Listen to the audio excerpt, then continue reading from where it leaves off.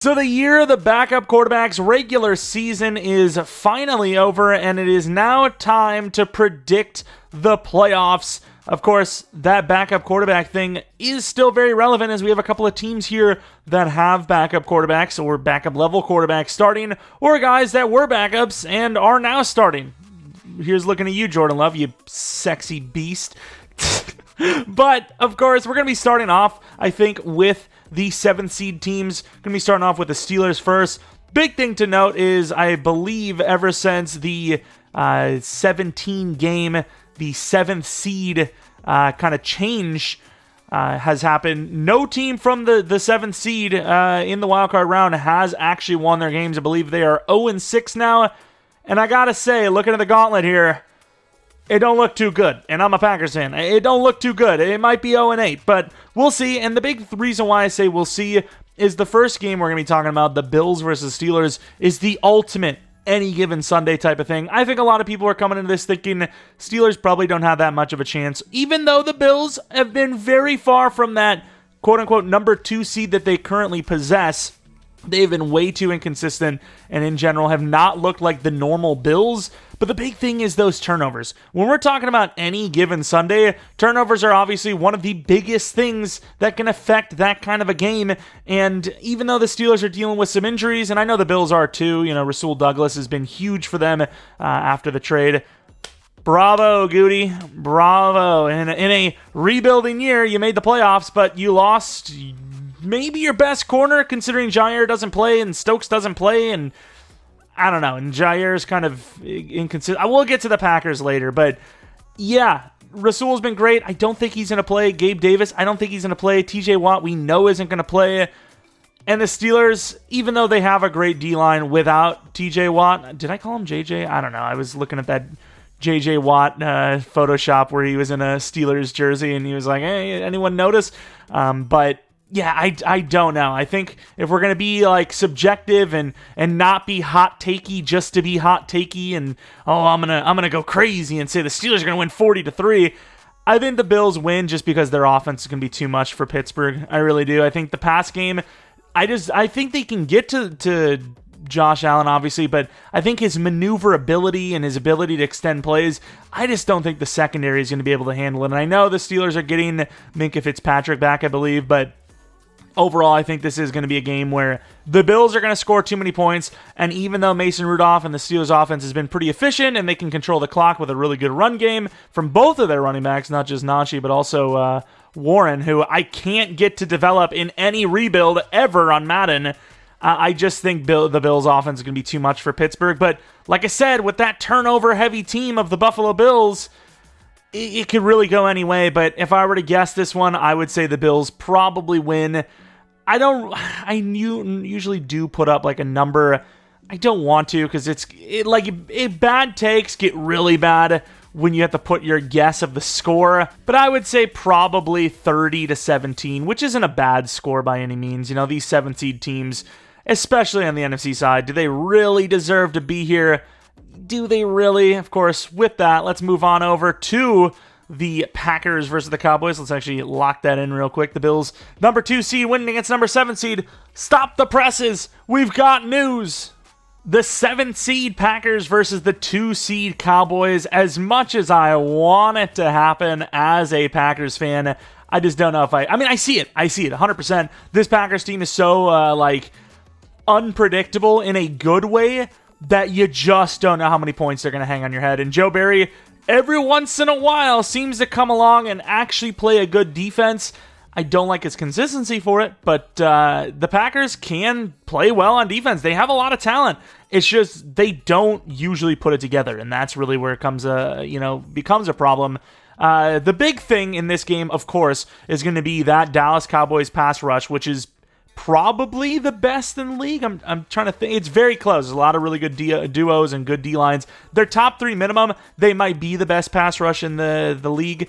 And Green Bay's offensive line, which early in the season, really good at pass blocking, and then kind of fell off, and then right near the end of the season, insanely good pass blocking again. So hopefully that continues the case where they play well in the pass block department, not so good in the run game, but it could be a good one, but if Dallas gets after Jordan Love, I don't know how he's going to handle the pressure. I consider him maybe the most calm and collected quarterback in the league, but that doesn't change the fact that he is a first-year starter replacing a Hall of Famer who replaced a Hall of Famer and is in his first playoff season in his first year starting.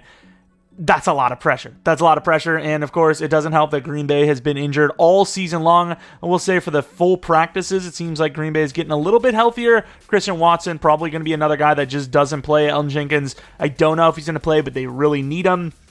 And then in general, though, you look at the run games. Both teams, pretty average run games. Nothing too spectacular, but pretty good. But Green Bay's run defense, a little bit worse than Dallas's. It really could come down to who can run the ball better in this one. And, I would probably put it on paper that, because Green Bay has just been so bad against the run, more than even the Cowboys, I would give the Cowboys the nod there. And obviously, Dak has been amazing. But the biggest thing, I think, by far, is if you watch the Packers, they suck in the middle of the field. They suck in the slot in general. And that's where CeeDee Lamb obviously eats up. So CeeDee Lamb and Dak Prescott are going to be a problem. I know Green Bay statistically, their pass defense has done well, but it's mainly because teams don't need to. They just run all over them. But I really just think Dallas's pass game, especially Dak to CeeDee Lamb, is going to be a problem. Another big key in this one, I think, is going to be Green Bay's tight ends, who have been, streaky, to say the least. Luke Musgrave came back last week, going to be a little bit more, confident and healthier of a scratch this week. Could be a big game for Luke Musgrave. He's a sick freak, and he's obviously fast and big, so be big to have him in there. And, of course, Jaden Reed, another guy in the slot that could be a problem for the Cowboys. So the slot is really going to be, it's going to be the trenches, of course, which is how every game's won pretty much, and then the slot. I think, though, Dallas just has a little bit more talent. They have a little more experience, and Green Bay's just a little too young, and they aren't ready. I'm going to give Dallas the win. I think it's going to be a high score. I think it's going to be 34-20. Dallas wins over my Green Bay Packers, unfortunately. And now we move back over to the AFC. The 6-seeded Dolphins versus the 3-seed Chiefs. This one is a harder one to judge because, well, the weather, really. I'm pretty sure it's going to potentially be the coldest game in NFL history, if I'm not mistaken, which is saying something. Got the Ice Bowl and a couple of other really cold games. I know, really shown my knowledge there. But yeah, that is a big factor, and you would think that would give the Chiefs the advantage, but I don't know if I can say that will be the case, because in those games, throwing the ball could be like throwing a brick around, which I don't know about you guys, but catching bricks doesn't sound fun. And of course, the way Mahomes has played this season, some of them are bricks. I'm joking. Of course, he had a down year, but it was still a pretty damn good year, obviously. But the Dolphins, the biggest thing for them is obviously injuries. Their whole secondary pretty much is injured at this point. They got a lot of injuries on both sides of the ball, mainly that defense, though. And can the run game work if Mostert's not there? Yeah, but it obviously helps when you have both of those speedy backs. If it becomes a run game and A-Chain's healthy and the blocking is decent, it could be a running battle, and maybe Dolphins, they win that. A little bit better on defense, not even a little bit, but quite a bit better on defense for run defense, and in general on offense, just a little bit better there as well. Of course, with the touchdown specifically, a couple of inflated games, obviously. Hello, Broncos. But yeah, if it comes down to a running battle, the Miami Dolphins might actually have a chance, but if the Chiefs can find a way to throw the ball, even when it's, frozen solid, this is probably going to be a Chiefs win. Like I said, the Dolphins are so injured, and I can't imagine playing in the super cold helps with a team's injuries at all. I would imagine it makes it worse, and, it's almost like the Dolphins are from Miami or something. There's just not a lot going for the Dolphins in this one. It's just unfortunate for them. The injury timing, the weather. I mean, it's almost like the football gods just basically gave the Chiefs a bye week in the sense that, things could not really go much better for them right now. If you're really looking across the board, the Dolphins still, they still got really good players, but this is a really good matchup for the Chiefs, and I think they probably do win a low-scoring one, probably 24-14. It's going to be a low-scoring one, I think, because of that weather, but I I think the Chiefs win. Now, once again, take this with a grain of salt. I know there's going to be probably a lot of dislikes because you're a Steelers fan, you're a Packers fan, you're a Dolphins fan. You're like, there's no way they lose. And there's a good chance that any of these teams could win. There's no way I would say the Bills, the way they're playing with those turnovers, that they're a lock. That the Chiefs, the way they're playing up and down this season, that they're a lock. With the Cowboys have actually been pretty damn good at home, but with how unpredictable the Packers are, that they're a lock to lose. But these are just what I think, and let me know in the comment section below what you guys think is going to happen. Maybe you disagree with every single pick I have. Maybe you even, I can't even say even, because even the Eagles have been freaking inconsistent, losing the Cardinals and a bunch of games in a row. We'll get to them in a sec, but yeah, let me know in the comment section below. And while you're down there, maybe leave a like if you're enjoying the video so far. Maybe subscribe if you're new. If you're not new, I really do appreciate continued support on the channel. We obviously do a ton of Madden franchise stuff, but every once in a while, real-life NFL stuff. And I might even do a Madden Predicts the Playoffs after this, or before this. I don't know, whatever you've seen. But now we move on to the Lions versus the Rams. It's kind of crazy to think that the Rams are in the playoffs, right? Like, it's a team that, I know if you're a Madden player, you never really took them seriously. You're thinking, okay, they're a bottom 3 roster, maybe even the worst team in the league. And then out of nowhere shows up Puka Nacua, a guy that, even though you have your CJ Stroud, probably should win Rookie of the Year, right? Just considering what position he plays, a position that is, I wouldn't say a dime a dozen, but a dime a dozen when you're not looked at, right? When you're not one of those highly sought after, high draft pick guys, it can be very hard to make your mark as, of course, that receiver position. And for him to do what he did is just amazing. It's just insane. Like, he's having a crazy year, and they have probably the best wide receiver duo in the league. Of course, Cooper Kupp is kind of dealing with an injury, so what happens there, I don't know. But if they're both healthy, you know, neither team really the best in defense for pass defense, but the Rams have a decent advantage there with the wide receivers alone. However, the Lions, when you look at that backfield, when you look at the tight end position with Sam Laporta, who had a crazy year, and obviously Amon-Ra St. Brown, who had a really good year, it almost equals out, right? Because the Rams don't have the running back talent that Detroit has, not even close. And we know that a good run game opens up the pass game. So even if you say, oh, well, who's going to cover Nacua if you're doubling Kupp? Who's going to cover Kupp if you're doubling Nacua? Well, who's going to cover all those running backs for the Lions? Who's going to cover Laporta and Amon-Ra St. Brown? I think the Lions, I mean, statistically, if proven, are the better offense and in general just have a better team. I mean, they could have easily been the number 2 seed, but yeah, the Lions are just a better team, I think. And the Rams, while an amazing job by Sean McVay, you know, to even be in this conversation, because we got to look back, you know, before the season started. I mean, who even had them as a playoff team, let alone, you know, even close to 500? I mean, the Rams were just written off before the season even started, and admittedly, I would have been up there as well, and, you know, if you really weren't paying attention around the league, you'd have been like, Rams are in the playoffs? They're number 6 seed? They're not even the last seed? What the hell? So it's still a spectacular season, and, you know, Matthew Stafford and, you know, company, very good passing game. They've had a great year again. I think the Lions just have a little bit more talent and are a little bit healthier at the moment. Just when you consider Cooper Kupp, I don't know if he's actually going to play or not, but, you know, if he's even half, you know, unready, that's huge, right? Like, if Cooper Kupp's not even close to himself, I don't even know if it's going to be close. But once again, just like the other matchups, anything can go. But I would give this game to Detroit. I would say probably 34-24. Another kind of close-ish game, but a little bit more of a high-scoring one compared to some of the other ones that I predicted here. Now we move on to the Browns versus the Texans. This is another tough one because I don't really see the run game playing that big of a factor, as neither team really runs the ball well, but more importantly, they're pretty decent at stopping the run as well, both sides. So it's a game where it just seems like it's going to be against, it's going to be quarterback v. quarterback, which is crazy because I would imagine Joe Flacco's the oldest starting quarterback right now, whereas CJ Stroud is, you know, kind of tied for one of the youngest, and it's going to be old versus young in this battle. I don't know if this is really even that much of an electrifying matchup, really. That Browns defense, especially that front four, versus the Texans is going to be a very interesting one. That's going to play probably the biggest factor in the entire game is, can they get after CJ Stroud? Can they limit Nico Collins, he's been insane this season? I'm not saying we called it, but He's also played pretty well in our Texans franchise for the most part, especially early on. But yeah, I don't know if I really even find this one, maybe it's just me, that interesting. Like, for the weekend, the Buccaneers are, I don't know if I really find them that interesting either, but this Texans-Browns matchup, even though it could be a very good game because it could be like a lack of running, all passing, high-scoring affair, I don't know, that just doesn't seem like there's much like juice to it to me. It just seems like almost a boring matchup. I don't know. It's weird though, because like I said, because it's going to be probably a pretty big passing battle, which could be a high scorer. Can Joe Flacco keep up the momentum that they've had?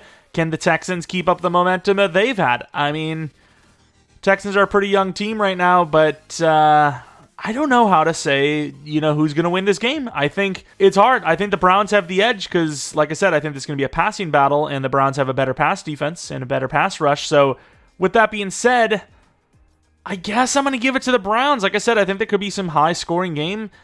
30-27. I'm going to give the Browns the win. Very slight, but I'm going to give it to the Browns. Now we have the kind of injury bowl, if you will, because of the two quarterbacks playing injured, specifically Jalen Hurts with his, I don't know if it's broken finger, whatever happened to his finger. It didn't look right. It looked like a crinkle fry. I don't even know. Things were not looking good there. The Eagles have obviously just been not great. And the Buccaneers, obviously, they've been underdogs this season. They've been picked against almost all year long, and they've, for the most part, made teams feel, people betting and people predicting feel stupid because they've actually kind of performed. Still no run game. That's still the case since even when Brady was there. But the pass game, actually pretty good. Baker Mayfield doing a pretty damn good job. But once again, he's also dealing with some injuries. And looking at the defensive side of the ball, the Buccaneers, both teams really in the pass game not doing well, but the Buccaneers even more so not well. I just think when you look at the numbers, you look at the talent of the teams, I know the coaching of the Eagles has been really bad this year, and it seems unfathomable to fire Sirianni, but with all this talent, for them to be struggling and losing to the teams they have, you can see why it's a debate. It's almost like, you gave the guy a Ferrari to race in, and he's going 25 miles per hour in a 50 zone. It's like, you're underperforming. What can I tell you? You're not doing what you need to do with the team that you have here. It's the best roster in football right now, and it doesn't look that way. But in this specific matchup, especially with both quarterbacks being injured, who knows? Because I don't know the extent of Jalen Hurts' injury. If he looks horrible, and he can't even play, like he throws the ball out there, or it re-aggravates, that changes things. The Eagles without Jalen Hurts look even more horrible, and I don't think without Hurts they win. I just think they just do not. But if Hurts plays, he's even, okay. I think the Eagles do win a game. I think it's going to be close, though. I think both teams don't really have much of a running game in this one, as even though the Eagles have a great offensive line and Swift has played well, the Buccaneers boast one of the best run defenses in the league. Can they wear him down with the pass game? I don't know, because once again, Jalen Hurts the injury. But I still think it's going to be a low-scoring game. 20-14, Eagles win. It's not low-scoring, but it's definitely not high-scoring for the playoffs. And now we have the next round, the divisional round, where we have the 1 through 5 minus the 4 for the divisional round in the AFC side, and then the same side the other way. So we have both 4 seeds losing, but everyone else expecting to win their expected games. And we're going to start off with the Ravens, who are going up against the Browns. Obviously, the Ravens have a pretty damn good offensive line, and they've got a couple of weapons on offense, specifically the will be likely 2-time MVP Lamar Jackson. It's weird because Lamar Jackson doesn't feel like he's the MVP this year, even though that 5 touchdowns 0 interception game really helped his case. But it's more of a situation where no one else deserves it this year, right? Like CMC was close. Tyreek Hill, if he would have got to 2,000, if this was the year that he didn't get it, but it's all hypothetical because he never got to 2,000 because of the injury, it would be, okay, it's once and for all, rename the damn award. Because this was the year that if a non-quarterback was going to win it, it would be the year. Because it wasn't the best year for quarterbacks But Lamar, because of that, I think probably is the MVP. But more, enough shade towards Lamar. The Ravens, obviously, they've always bolstered a pretty damn good defense, and obviously that run game on offense is very good. The Browns, not a bad team either. If they do win that first game going up against the Texans, I think this is probably where they meet their maker, if you will. I think the Ravens are just more consistent. I think for the most part, what you're going to get with them and how they're going to play, and I just don't think the Browns are going to be able to stop it. Whereas, once again, with the Browns, what is that offense going to look like week in and week out? I don't know. Is it going to be the week that Joe Flacco shows why he bounced around a couple of teams? I don't know. But Ravens probably win this game 27-13. I think they control the clock and just a straight-up victory. We move on to the other side. The Cowboys and the Lions. Cowboys back at home. Both teams great on their home turf, but Detroit having to go on the road this time as they got kind of screwed out and should have maybe been in Detroit for this game. But the Dallas Cowboys, run game, I think would play a pretty big factor in this one. And in general, Dak just playing super well obviously plays a big factor as well. And the pass rush, it's a tough one because the Lions have a really good offensive line, maybe even the best in the league. It's pretty close. But I think the Cowboys on defense have just a little bit more talent, and both offenses almost a push at this rate, even though, once again, a little more dynamic with the Lions having multiple really good backs. I'm going to say, also, I didn't mention with the Ravens, but Keaton Mitchell, he could have a big game. He's had some big runs for them. But I think the Cowboys just win this game. Not by a lot. I think it's going to be a 27-23 game, but I just think they win. I just think they, just simply put, there's not really much more that needs to be said about it, because it's not like, we're in the wild card round anymore where one team just looks way better than the other. I think both teams are really good. The Lions could easily win it all. The Cowboys could win it all. I don't know which one will, but in my personal opinion, I think the Cowboys just have a little bit more talent back on their home field, and they get the nod because of that. Then we move over to the Bills and the Chiefs. This is a really tough one because both teams, like I said, have been up and down. These have been, the most up and down teams going. But we obviously remember not so long ago the crazy game that they had in the playoffs. So would be lovely to see another one of those. It'd be really fun. I think in this one, it's tough because it really doesn't matter where they play. Home field obviously matters, but it's not like, the Chiefs getting this crazy weather advantage over the Dolphins. The Bills used to the cold, Chiefs kind of used to the cold, obviously. So that wouldn't really matter, but the Bills fans are crazy, all right? And they're going to go loud and proud and crazy for their team. I didn't really say that for this one because Steelers fans travel really well, so, who knows what that's going to look like. But yeah, this is another really tough one because I think the Bills' run game is a lot better than people are giving it credit for. Josh Allen makes it even more dynamic. Can the Chiefs stop that? I don't think so. I really don't. I think the Bills, they would be healthier at that point. Gabe Davis, I don't know if he's going to play against the Steelers, but if he didn't play and they won, he probably plays against the Chiefs. Same with Rasul Douglas, probably. So I just think the Bills have a little bit more talent. The turnovers, once again, they could lose to the Steelers for all I know, but I'm going to give the Bills the win 34-30 in a really good high-scoring game. And then this one, I think the Niners get their revenge. I think the Eagles have been too inconsistent, like we've said, 1-2. Wow, real freaking going out on a limb there, buddy. I hate when this happens, too, because I usually have one of the unexpecteds, like I predicted the Bengals were going to make the playoffs versus the Rams, or the Super Bowl versus the Rams. I had the Packers in that one, and they probably should have been, but they sold.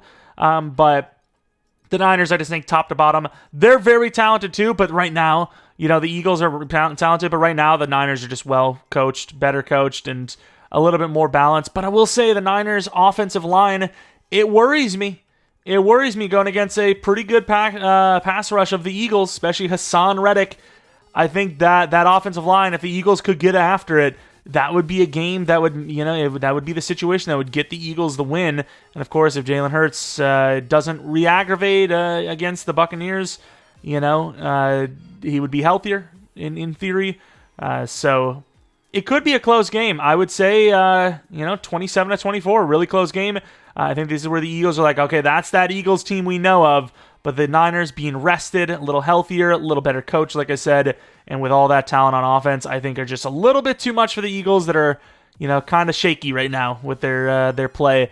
And then we move on to the championship round, Ravens versus Bills. I think, once again, the Ravens are more consistent for my liking, so I think I would have the Ravens winning this game. I think the Bills would struggle a little bit with the Ravens' offense, their run game, but at the same time, the Bills, when they're not turning the ball over, they're a very hard offense to stop. I just think the Ravens, top to bottom, are a stronger team, but obviously who knows what happens in between all these weeks. Maybe the Ravens get injured, maybe they don't even win their first game, but I would have the Ravens winning because they're a little more consistent, a little bit safer.